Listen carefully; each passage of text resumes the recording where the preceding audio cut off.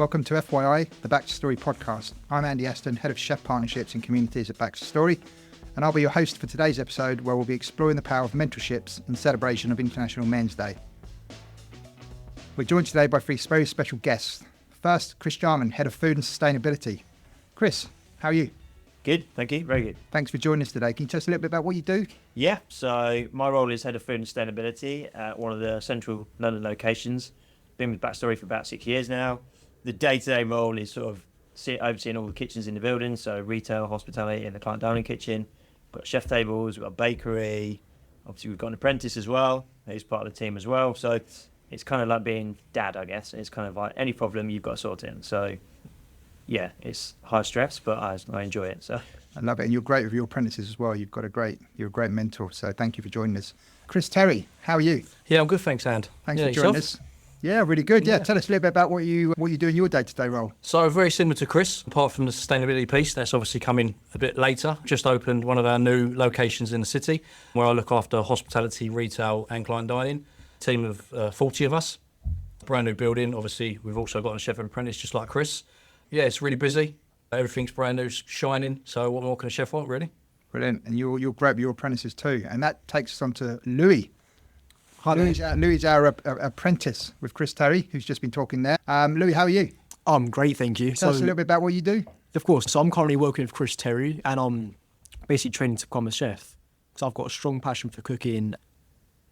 So you're on a 3-year apprenticeship, aren't you? So through the Royal Academy of Culinary Arts Specialist Chef, and you started with us back in January? Yeah, jumped into that straight after school because I was looking around for work experience, and I met with a chef who was telling me to work in the best place possible. He mentioned the Ritz, so I went up to there, wrote a letter to John Williams, and I was asking for an apprenticeship. So he welcomed me in, had my interview. I didn't get it, but he offered me some work experience.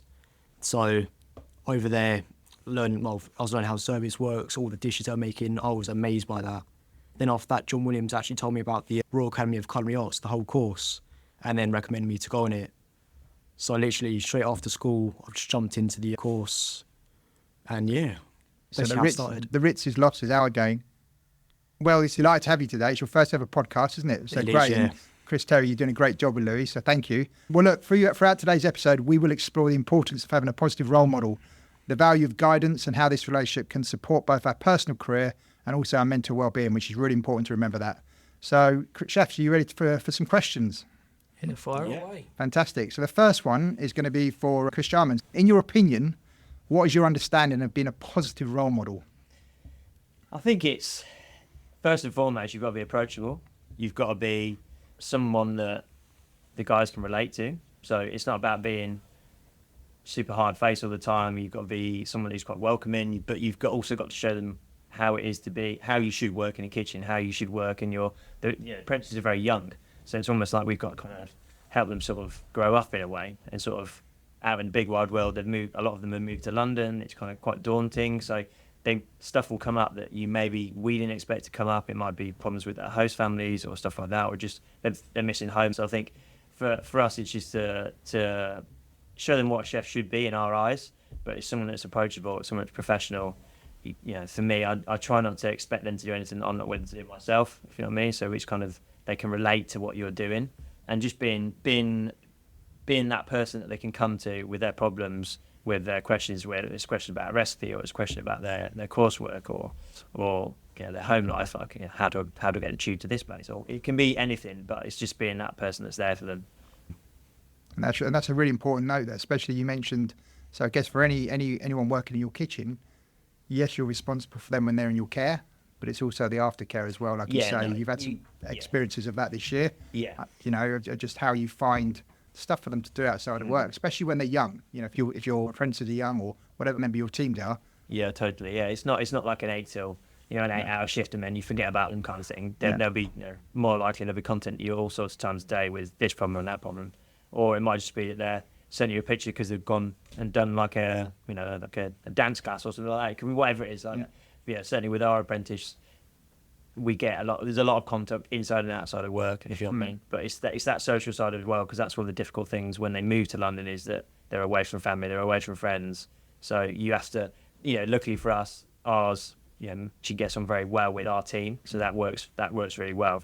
but that's not necessarily the case everywhere. But So so being a positive role model is very important, isn't it? yeah, And I guess not just for me, it's part of my job, and I always want to do my job well. I think Chris Terry's the same. We all want to do our job well, so that's part of our job. So Great, lovely, great answer. Okay, we're going to come on to Chris Terry. Chris, you're Louie's mentor, and I am indeed, yeah. From somebody that sits outside of that, you've done a fantastic job with Louie this year. We started on January the 8th, didn't we? Yeah. It's a big responsibility for you and the team. You've encouraged a positive environment for Louie to flourish, haven't you? Can you tell us a little bit more about how you've managed that alongside the day-to-day job? Keeping him active and keeping him happy. So I believe we have. You're obviously very true. Like I say, you mentioned there that Louie didn't actually start with us when the apprenticeship scheme started, unfortunately, because we were still under construction. So to not let Louie miss out, we sort of put him at one of our other locations, just so he was still in a kitchen environment. And then luckily enough, we sort of brought him back on board, maybe, was it 3 months after we opened? Obviously, so he was not nervous. And then obviously when he come into the team, he'd already been introduced to the team. But yeah, bringing him on board for us, it's a brand new space for a young apprentice to come into on its own, let alone a location that's up and running. So to get him in from the start was also very positive and beneficial for me, for the team, and for Louie himself, because we could start off the right way. Where we're a new team in the location, it was also very handy to bring in new team members at that start rather than halfway through the journey. So I found that very positive for myself. But just in terms of obviously Louie himself, what more could you ask for an apprentice? Great attitude, great responsibility. The commitment that he's shown to me is fantastic, so I want to give it back to him. And the reason I'm a mentor and I want to give back is what I've been taught. And that's my philosophy in terms of the younger guys in the kitchens. I want to give back to what I've been taught. So for me, having this opportunity to deliver something that I've learned and teach back to Louie, other chefs throughout my journey, is something I'm really passionate about anyway. So what we've done for Louie, obviously, any opportunity we can get him out of the business to see new suppliers, meet new faces, we're trying to support that and encourage that as much as possible so he gets as much growth for himself. And obviously having the opportunity in our location where a multiple site, he can experience new things every single day. So it's good for someone like that. Great. And obviously Louie, when he joined you, was 16. So it's kind of, throughout that time, do you feel you've changed? You mentioned slightly it's been good, beneficial for you, but do you feel it's changed how you manage, all of your team? Because if you think about, obviously Louie's come in at a very young age and, added a bit of spark to the team, inspired them, lots of energy. Do you feel it's improved, kind of how the team communicate, the rest of the team? Do you feel you manage them slightly differently? Has it created more opportunities? I believe we have to, because obviously someone's so young. Where I've been in the industry for many years and always been around a lot of older generational people. And obviously having someone so young in the kitchen, you have to change the way you act and adapt accordingly. And obviously, so looking at people that we've already got and how they come across and obviously speak to Louie has also very been encouraging, and obviously use the word challenging in some aspects, because we're so quick to want to do something our own way, but having someone so young that's very new to this sort of game, you have to adapt a lot differently. So I think we've really changed our approach to how we speak to our staff as a whole. Great. So that's a positive. Yeah, real positive. I believe, yeah. Great. Well, great answer. Thank you.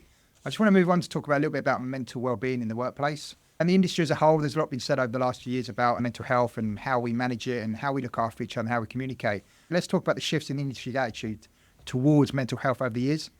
What changes have you seen and what do you think still needs improvement? I'll come to you, Chris Jarman, first. I think there's certainly been big strides made in sort of the mental health of chefs and stuff like that, and the stress that they're under, I would say, over the last few years. I think it's important that we find a balance and we don't go too far one way or the other, because I think ultimately a lot of the successful chefs in the industry have been through hard times and they've learned from it and grown from it. And I think we still have to put the younger apprentices into difficult situations, but we're not talking like difficult situations where they're getting screamed at.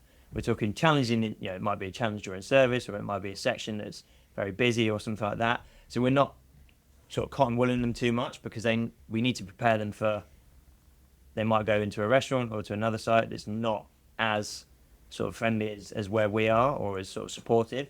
So we need to kind of prepare them for the big wide world in many ways, but I think at the same time they need to be able to feel that there's no stupid questions. They can always come to you for a recipe, or I'm not sure how to do this, or I'm not sure how you want this cut. So it's having that support, but it's also challenging them at the same time. So I think we've made massive strides.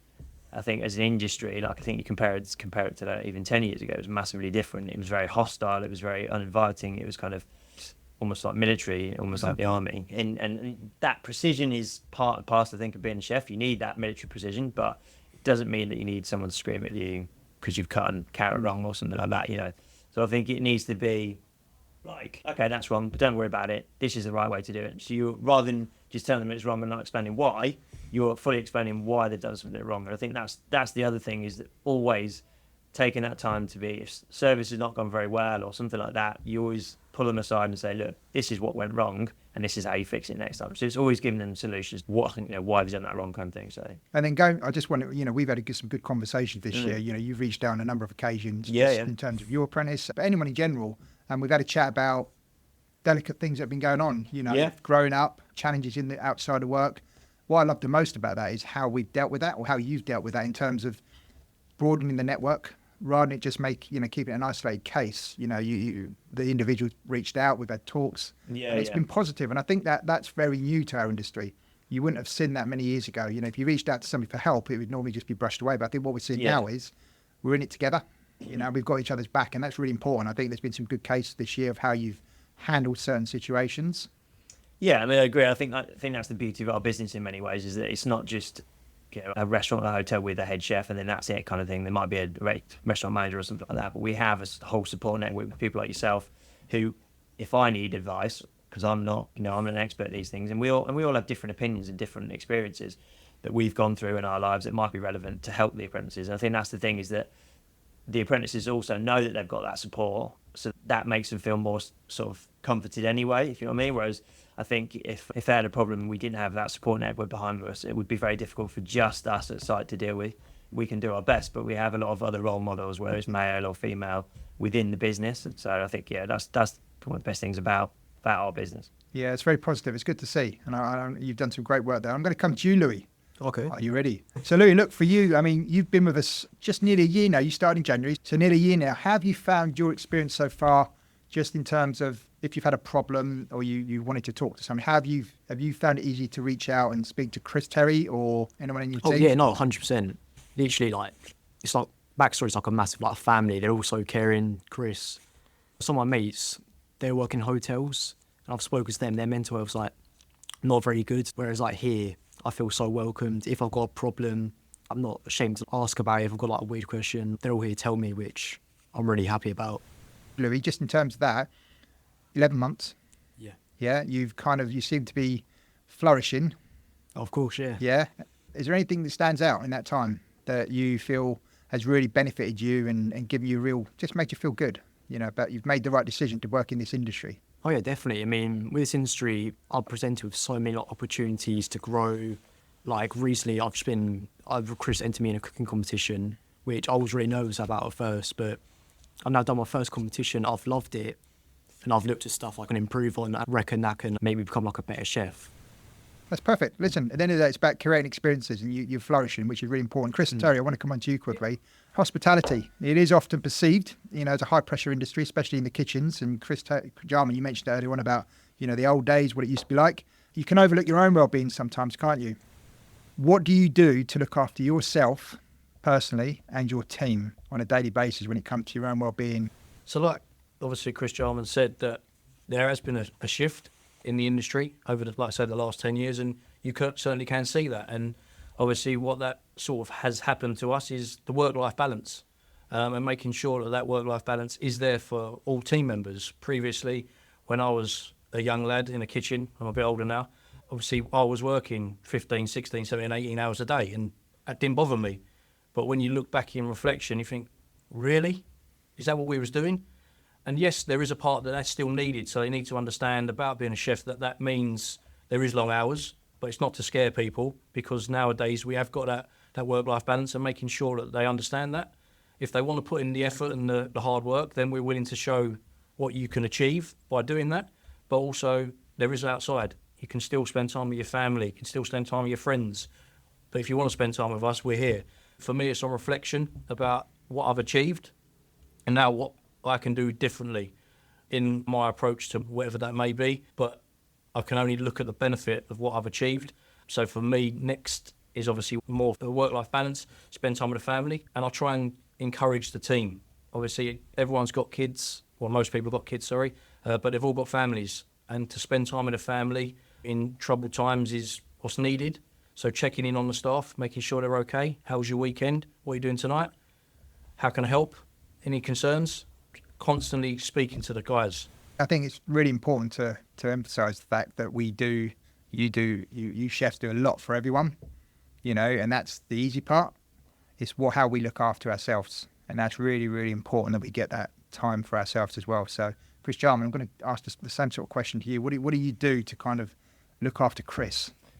I mean, for me now, a lot of it is spending time with my daughter, and that has also forced me to have a better work-life balance because it wasn't possible for me to continue to do the hours that I was doing.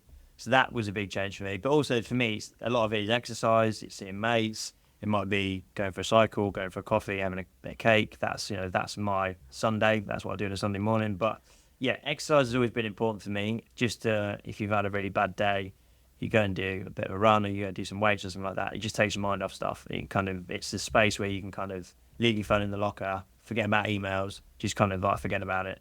But I think on the flip side of that, I've also always found that work has been my escape. So if I've been going through something in my personal life, I've always found that concentration and that focus at work and also having the ability and wanting to help the rest of the team has helped me forget a bit about myself and my stuff. And not in a bad way where it's kind of like forgetting about it and just parking it. It's just that kind of having that focus on other people rather than having that time to just dwell on something that's going on in your life all the time, because as soon as you leave work it pops back up again. But that's the way I've always been with work. It's always been a distraction in many ways of stuff that I've had going on in my personal life. So I think work can cause the stress, but work can also be part of it that helps it, especially if you're doing something you love. If you're doing something you love, like putting food on the plate and you're seeing the customer's face or you're talking to the chef table or whatever, then that's the joy of being a chef. So that's therapy in itself, if that makes sense. And that's a really important message you said there about coming to work helps you, because in the wrong hands, sometimes it's easy to come to work to forget about what goes on, but then just totally forget.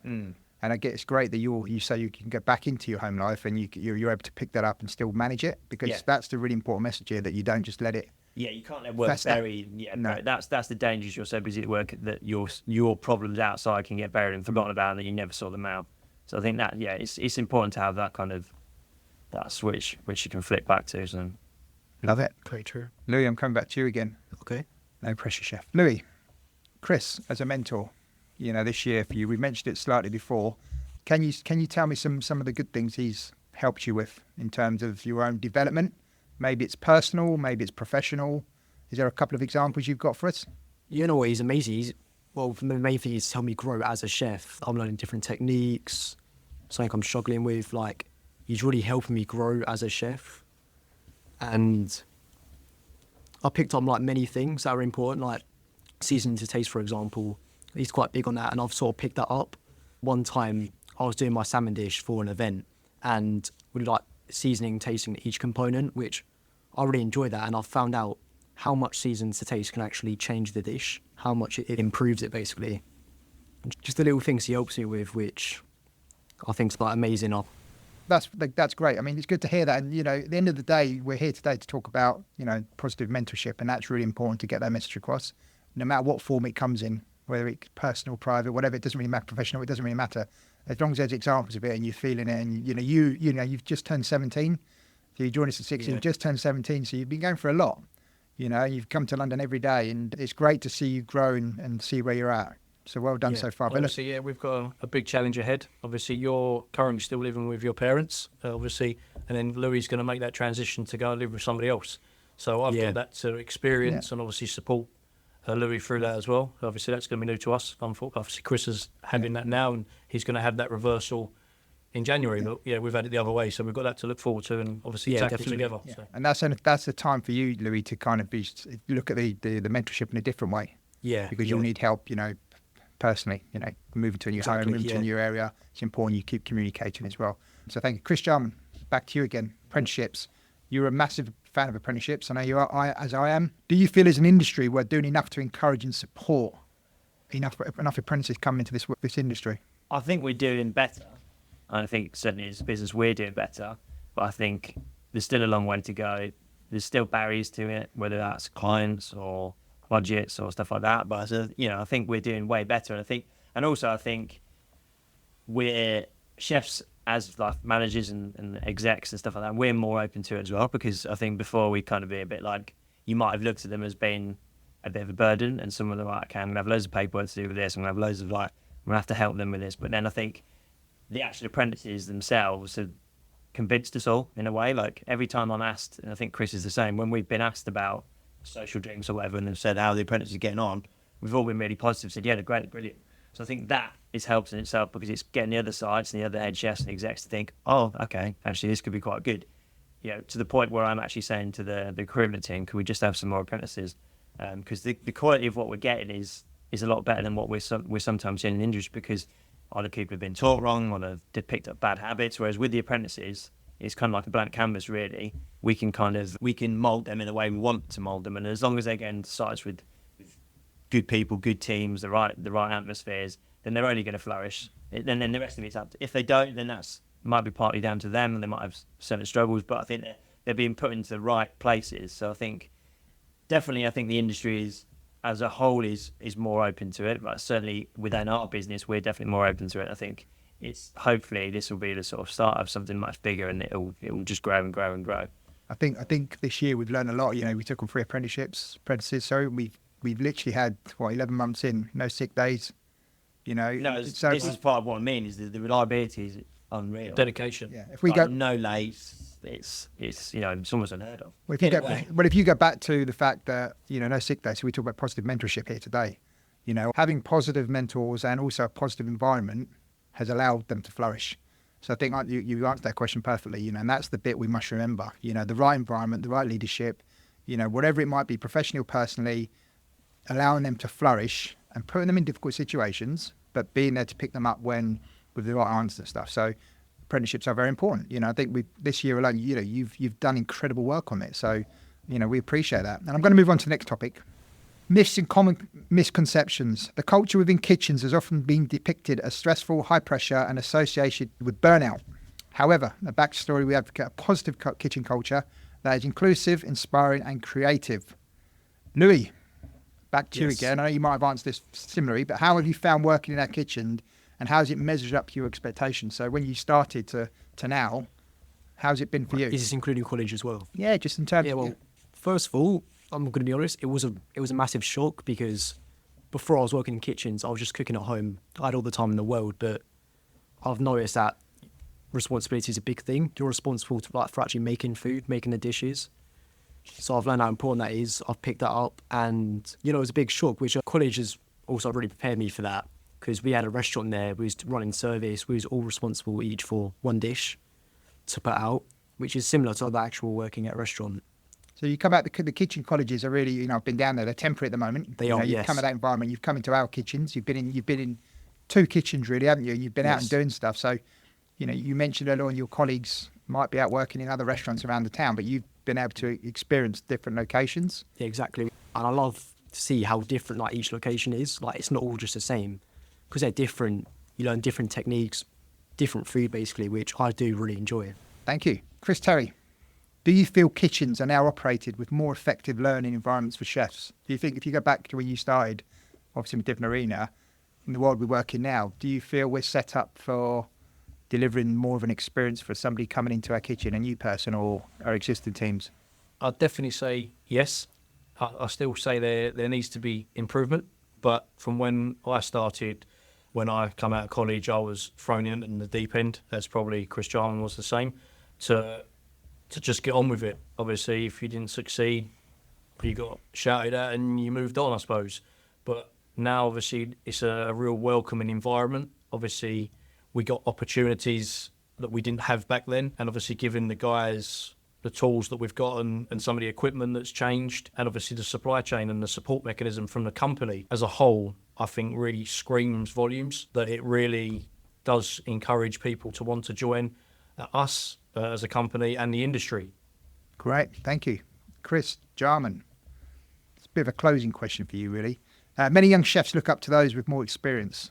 What advice would you give to any chefs who want to become mentors themselves but aren't sure where to start? So anyone in our business that might be listening today, what should they be?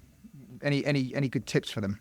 Well, I mean, I think first and foremost, kitchens should be fun, and you should be fun to work with, but they should be professional at the same time. So it doesn't mean that if you're professional, you can't have a bit of a laugh now and then, but it's the whole point is that it's got to be an environment where people can learn. So you've got to be someone who's comfortable or wants to pass on your knowledge. It's like what Chris was saying earlier. It's very important that for me, and I think for Chris Terry as well, that we pass on because I was taught by incredible people. I learned from incredible cooks, and I always was in good places to learn. So I think it's important to me to pass that stuff on and to pass on the correct recipes and the correct techniques. And no, you don't do it this way, you do it that way. So it's not about just passing on a recipe, it's about passing on the recipe in the right way, if you know what I mean, and not just giving someone a recipe without them understanding how to do it. So I think really you need to be approachable, you need to be welcoming, you need to be positive. It's about that glass half full rather than glass half empty kind of approach, because it's very easy for them to kind of be daunted by coming into a big kitchen or a new site and stuff like that, but it doesn't need to feel like that. It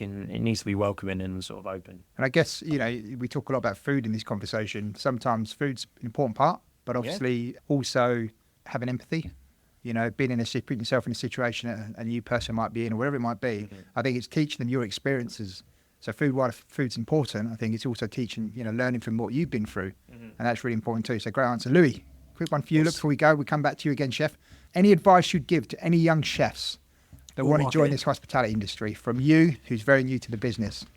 Right, so personally, I think passion's key. Showing your passion, all the chefs will definitely pick up on that. They'd actually want to help you because they'll see that you're keen to learn, which I found with Chris. You've got to be really resilient, and a lot of chefs will really like that about you, because if you were to fail, if you had a bad service, some people maybe just wouldn't let it go. They would get too much to them and it could ruin them. But if you were to just come back up from that, chefs would see that. I guess if I go back to what you just said there, would you feel more comfortable now which you've done nearly a year in the kitchen? Are you more comfortable now working in a team? Do you feel like you're able to pass on some experiences to other people that might be joining? So if an apprentice joined, for instance. 100%, yeah. Yeah, you'd be confident to do that. You'd give them advice, because that's important as well. Yeah, definitely. Yeah. Also, just to touch base on that, and obviously what Chris said, that to be a mentor, don't be scared. Obviously, you've all got the ability to do it and deliver, and because you do it day in, day out, it's just having a little person next to you just to support you. And obviously, anyone that wants to do what myself and Chris Jarman do, there's no reason why you can't.